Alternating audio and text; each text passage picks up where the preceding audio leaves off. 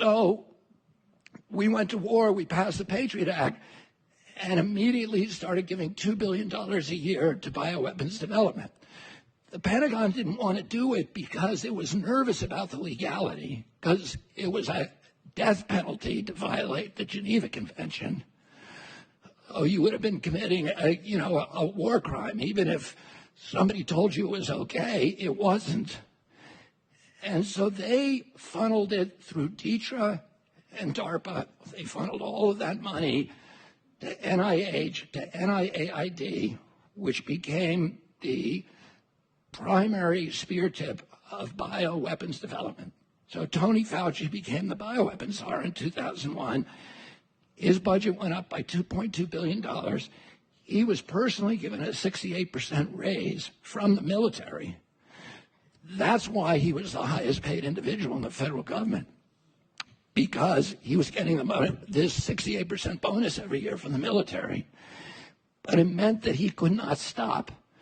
And the thing the military wanted was gain-of-function studies, where they could take wild viruses and turn them into bioweapons.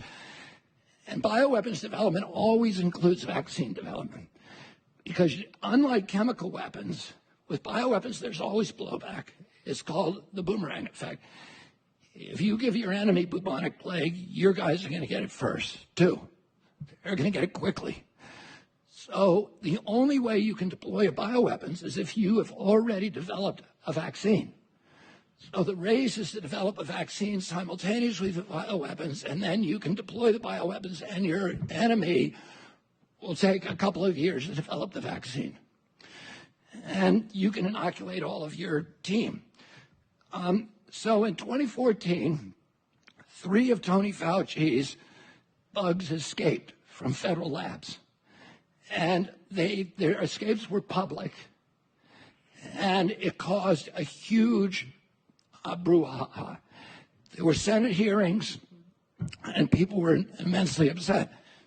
And 300 scientists wrote a petition to President Obama saying, you have to shut down Tony Fauci. He's going to cause a global pandemic. And Obama declared a moratorium and ordered Fauci to shut down the 18 studies he was then doing.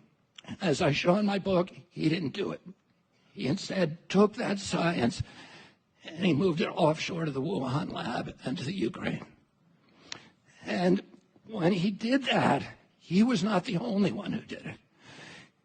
Tony Fauci spent about $29 million on gain-of-function science in Wuhan. But the CIA spent over $100 million. And the military spent about that much too, about $64 million.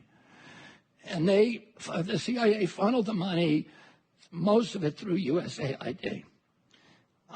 But the CIA, as we now know, was also running this organization called the EcoHealth Alliance, which Fauci was funneling his money through. It was like a laundromat where they funneled federal money so that their fingerprints would not be visible on the